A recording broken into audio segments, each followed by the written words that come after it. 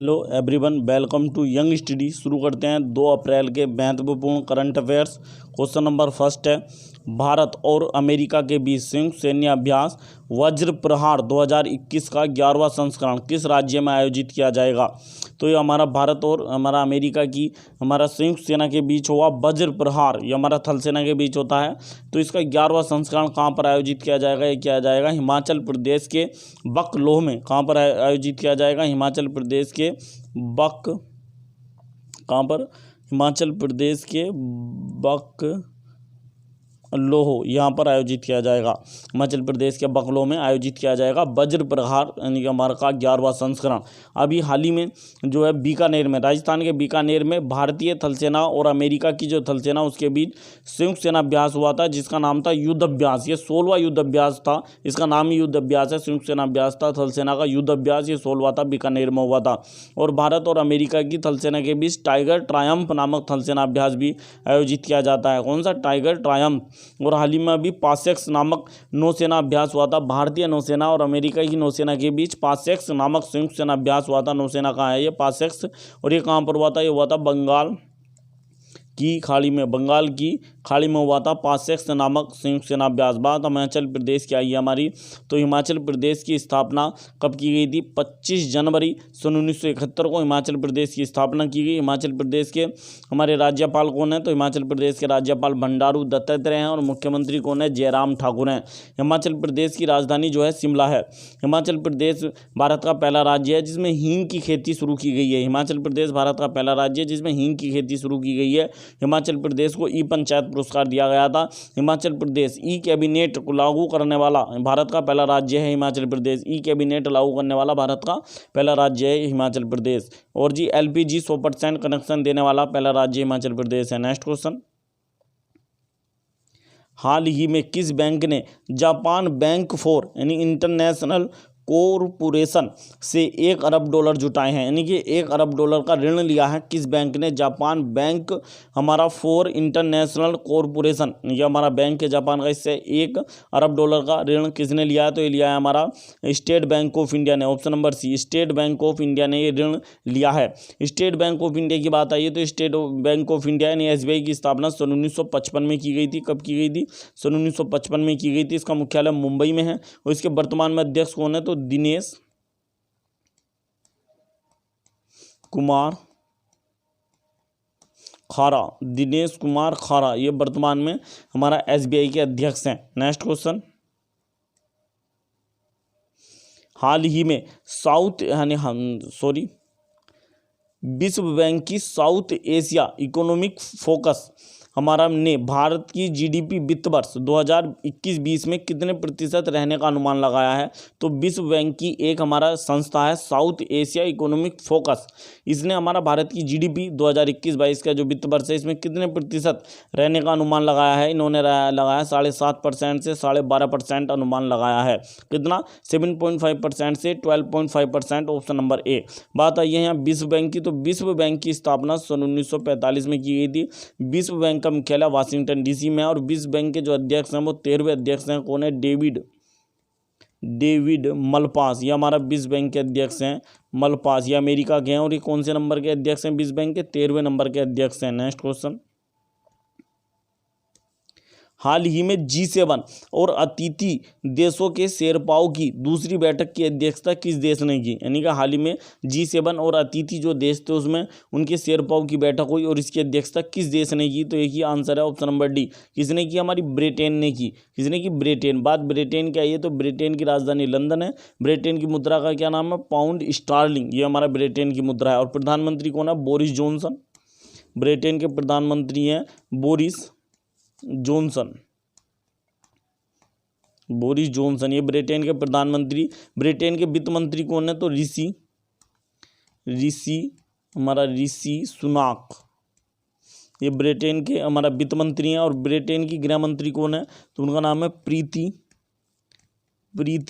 पटेल, ये हमारा ब्रिटेन की कौन है? हमारी गृह मंत्री हैं। और ब्रिटेन के हमारे में जो हम भारतीय राजदूत कौन है? तो उनका नाम है गायत्री कुमार, ये हमारा ब्रिटेन में भारतीय राजदूत हैं गायत्री कुमार। नेक्स्ट क्वेश्चन, हाल ही में विश्व टीकाकरण और लॉजिस्टिक्स यानी कि सम्मेलन का आयोजन किस संस्था यानी किसके द्वारा किया गया, किस संस्था के द्वारा यह हमारा सम्मेलन आयोजित किया गया, ये किया गया होप कंसोर्टियम के द्वारा विश्व टीकाकरण और लॉजिस्टिक्स सम्मेलन का हाल ही में आयोजन किया गया होप कंसोर्टियम के यानी के द्वारा। नेक्स्ट क्वेश्चन, हाल ही में विश्व आर्थिक मंच WEF वर्ल्ड इकोनॉमिक फोरम की ग्लोबल जेंडर गैप इंडेक्स 2021 अर्थात वैश्विक हमारा लैंगिक समानता सूचकांक 2021 जारी किया गया। इसमें भारत का स्थान क्या रहा, तो ये जो हमारा यानी सूचकांक जारी किया गया इसमें भारत का स्थान रहा 140। कौन सा रहा, ऑप्शन नंबर डी 140वें नंबर पर रहा भारत। टोटल 156 देशों में कितने नंबर, टोटल 156 देशों में 140वें नंबर पर रहा भारत। और जी हमारा 2019 में भारत जो है 2019 वाला जो हमारा 2020 का सूचकांक आया था 2020 का, इसमें 153 देशों में टोटल, इसमें कितने देश शामिल किए गए थे 153। इसमें टोटल 153 देशों में भारत कौन से नंबर पर रहा था, तो भारत 153 देशों में हमारा जो है टोटल 153 देशों में 112वें नंबर पर रहा था। 2020 में हमारा जो हमारा सूचकांक जारी किया गया तो उसमें भारत 153 देशों में 112वें नंबर पर रहा था। ये जो हमारा सूचकांक है इसमें भारत 140वें नंबर पर रहा 156 देशों में। और पहले नंबर पर कौन रहा, आइसलैंड रहा, पहले नंबर पर आइसलैंड रहा। इसके बाद यानी दूसरे नंबर पर कौन रहा, तो फिनलैंड, ये जो है फिनलैंड दूसरे नंबर पर रहा। तीसरे नंबर पर कौन रहा, नॉर्वे तीसरे नंबर पर। और चौथे नंबर पर न्यूजीलैंड रहा। वैसा याद रखना है, तो भारत की रैंक कौन सी रही ये याद रखना इंपॉर्टेंट है। तो 140वीं रैंक नहीं, विश्व आर्थिक मंच की ग्लोबल जेंडर गैप इंडेक्स 2021 में पहले नंबर पर आइसलैंड रहा। ये जो हमारा बात है WEF की आई है, वर्ल्ड इकोनॉमिक फोरम की आई है। तो वर्ल्ड इकोनॉमिक फोरम की स्थापना कब की गई थी, तो इसकी स्थापना सन 1971 में की गई थी। वर्ल्ड इकोनॉमिक फोरम का मुख्यालय जिनेवा में है। और वर्ल्ड इकोनॉमिक फोरम ने हाल ही में एक हमारा पहल चलाई थी जिसका नाम था 1 ट्रिलियन ट्री इनिशिएटिव। इसमें जो है वर्ल्ड इकोनॉमिक फोरम 1 ट्रिलियन पेड़ लगाएगा, ये हमारा इनिशिएटिव था। 1 ट्रिलियन ट्री, 1 ट्रिलियन ट्री हमारा 1 ट्रिलियन ट्री इनिशिएटिव या पहल चलाई थी हमारी WEF वर्ल्ड इकोनॉमिक फोरम ने। नेक्स्ट क्वेश्चन, हाल ही में 51वां दादा साहब फाल्के पुरस्कार 2020 में किसे दिया गया, तो हाल ही में 51वां दादा साहब फाल्के पुरस्कार 2020 में किसे दिया गया है, तो ये हमारे दक्षिण भारत के यानी साउथ इंडस्ट्री के यानी साउथ फिल्मों के बहुत बड़े हमारे सुपरस्टार हैं रजनीकांत। इन्होंने बॉलीवुड में भी काम किया है, रजनीकांत ने बॉलीवुड में भी काम किया है। तो इन्हें 51वां दादा साहब फाल्के पुरस्कार दिया गया। इन्हें हमारा 2020 में दिया गया, लेकिन इन्हें 2019 का दिया गया, 2020 में 2019 का दिया गया 51वां दादा साहब फाल्के पुरस्कार दिया गया। दादा साहब फाल्के पुरस्कार भारतीय फिल्म जगत का सबसे बड़ा पुरस्कार है। और इस पुरस्कार की शुरुआत कब की गई थी, तो दादा साहब जो फाल्के पुरस्कार की शुरुआत है वो सन 1969 में की गई थी। कब की गई थी, सन 1969 में की गई थी दादा साहब फाल्के पुरस्कार की शुरुआत। सबसे पहला दादा साहब फाल्के पुरस्कार सन 1969 में किसे दिया गया था, तो ये दिया गया था देवी रानी रिरोक को। किन्हें दिया गया था, देवी रानी, ये अभिनेत्री हैं देवी रानी रिरोक, देवी रानी रिरोक को दिया गया था, देवी रानी रिरोक को दिया गया था सन 1969 में। और 50वां दादा साहब फाल्के पुरस्कार किसे दिया गया, तो 50वां दादा साहब फाल्के पुरस्कार 2018 के लिए 2019 में दिया गया था अमिताभ बच्चन को, अमिताभ बच्चन को दिया गया था 2018 का 2019 में 50वां दादा साहब फाल्के पुरस्कार। दादा साहब फाल्के पुरस्कार में 10 लाख रुपए व एक स्वर्ण कमल की हमारा जो है प्रतिमा दी जाती है, स्वर्ण कमल की प्रतिमा दी जाती है, 10 लाख रुपए दिए जाते हैं। नेक्स्ट क्वेश्चन, हाल ही में NHAI इसकी फुल फॉर्म है national highway authority of India ने मल्टी मॉडल लॉजिस्टिक्स पार्क्स तथा बंदरगाह संपर्क योजना की देखरेख हमारा करने के लिए एक संयुक्त कंपनी खोली है। तो कौन सी नई कंपनी खोली गई है NHAI के द्वारा, तो ये हमारी इस कंपनी का नाम है national highways logistics management company. Option number A national highways logistics management company. बात आई है NHAI की, national highway authority of India ने भारतीय राष्ट्रीय राजमार्ग प्राधिकरण, इसकी स्थापना कब की गई थी, तो भारतीय राष्ट्रीय जो राजमार्ग प्राधिकरण है इसकी स्थापना की गई थी हमारी सन 1988 में की गई थी। कब की गई थी, सन 1988 में भारतीय राष्ट्रीय राजमार्ग प्राधिकरण की स्थापना की गई थी। इसका मुख्यालय नई दिल्ली में है। और इसके वर्तमान में अध्यक्ष कौन है, तो सुखवीर सिंह संधू, सुखवीर सिंह हमारा संधू, ये हमारा वर्तमान में NHAI के अध्यक्ष हैं। नेक्स्ट क्वेश्चन, हाल ही में पर्यावरण मंत्री प्रकाश जावड़ेकर ने फलटड़ से कहाँ के लिए डेमू, क्या है, DEMU हमारा इसका नाम है, डेमू रेलगाड़ी की हरी झंडी दिखाकर रवाना किया। यानी हाल ही में पर्यावरण मंत्री प्रकाश जावड़ेकर ने डेमू रेलगाड़ी को हरी झंडी दिखाई है। फलटड़ से कहाँ तक जाएगी, तो answer option number B, Pune. Phaltan से पुणे के बीच जो हमारे केंद्रीय पर्यावरण मंत्री प्रकाश जावड़ेकर ने DEMU डेमू नामक रेलगाड़ी को झंडी दिखाई, हरी झंडी। डेमू की फुल फॉर्म क्या है, तो यहाँ पर तो डेमू की फुल फॉर्म है डीजल, क्या फुल फॉर्म है, डीजल इलेक्ट्रॉनिक हमारा मल्टीपल हमारा यूनिट, यानी ये हमारा मल्टीपल यूनिट, ये हमारा किसकी फुल फॉर्म है, डेमू, DEMU डेमू की फुल फॉर्म है। वैसे भारतीय रेल मंत्री कौन है, तो पीयूष यानी भारतीय रेल मंत्री कौन है, पीयूष यानी हमारा गोयल, ये हमारे भारतीय रेल मंत्री हैं। कौन है हमारा भारतीय रेल मंत्री, पीयूष गोयल हैं। नेक्स्ट क्वेश्चन, हाल ही में किस हमारा देश ने कोविड-19 के खिलाफ जानवरों के लिए, वेरी वेरी इंपॉर्टेंट क्वेश्चन है, कार्निवेकोव नामक दुनिया का पहला टीका लॉन्च किया है। ये हमारा जानवरों के लिए है ये टीका, इसका नाम है कार्निवेकोव नामक टीका किस देश ने जानवरों के लिए लॉन्च किया, तो ये लॉन्च किया ऑप्शन नंबर डी, रूस ने लॉन्च किया है। ये विश्व का पहला जानवरों के लिए टीका है। बात रूस की आई है तो रूस की राजधानी मॉस्को है, रूस की मुद्रा रूबल है, क्या रूस की मुद्रा रूबल, ये हमारी रूस की मुद्रा है। रूस के राष्ट्रपति कौन है, व्लादिमीर पुतिन, और रूस के प्रधानमंत्री कौन है, मिखाइल मिशुस्तिन, ये हमारा जो है मिखाइल मिशुस्तिन, हमारा मिशुस्तिन करके जो हमारे हैं, ये हमारे रूस के प्रधानमंत्री हैं। रूस में भारतीय राजदूत कौन है, तो पंकज सरन, कौन है हमारे रूस में भारतीय राजदूत पंकज सरन जो है हमारे भारतीय राजदूत हैं रूस में, कौन है, पंकज सरन। नेक्स्ट क्वेश्चन, हाल ही में हमारा महाराजा छत्रसाल कन्वेंशन सेंटर का उद्घाटन कहाँ किया गया, तो हाल ही में महाराजा छत्रसाल कन्वेंशन सेंटर का उद्घाटन किया गया ऑप्शन नंबर ए, कहाँ पर किया गया, खजुराहो में किया गया, खजुराहो में किया गया। तो खजुराहो कहाँ पर पड़ता है, मध्य प्रदेश में पड़ता है। खजुराहो के जो मंदिर हैं वो विश्व हमारा विरासत सूची में भी है यूनेस्को की। बात आई है मध्य प्रदेश की, तो मध्य प्रदेश की राजधानी भोपाल है। भोपाल में जो है लोअर लेक, अपर लेक तथा भोजताल रामसर साइड भी स्थित है।